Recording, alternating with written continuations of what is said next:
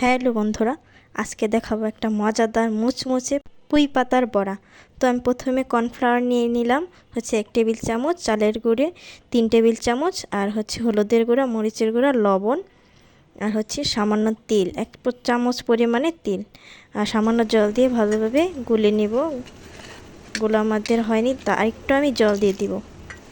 ব্যাটারটা এভাবে গুলে নিতে হবে, তোমাদের দেখাচ্ছি। এই দেখো, বেশি ঘনও না বেশি পাতলাও না, ঠিক এমন হবে। এখন কড়াইতে দিয়ে দিব সয়াবিন তেল। এখন আমি পাতাটাকে সুন্দরভাবে এভাবে ব্যাটার মাখিয়ে নেব। তারপরে একটা ভাঁজ করে নেব, 4 ভাঁজ করে নেব এভাবে। তোমরা বাড়িতে এভাবে বানিয়ে খেতে পারো, ঘি দিয়ে কিন্তু দারুণ লাগে। ঘি আর কাঁচামরিচ দিয়ে গরম গরম ভাতের সাথে দারুণ একটা খাবার। তো আমি এটাকে মাখিয়ে নিচ্ছি, পাতাটাকে ভালোভাবে ব্যাটারটা মাখিয়ে। এখন তেল গরম হয়ে গেছে, তেলে আমি দিয়ে দেব। কতটা মুচমুচে, কতটা সুস্বাদু, তোমরা অবশ্যই বাসায় খেয়ে দেখবে। বাসায় না খেলে কিন্তু বুঝতে পারবে না। তো আমাদের রেডি, ভাজা হয়ে গেছে। এভাবে লাল লাল করে সবগুলো আমি এভাবে ভেজে নেব।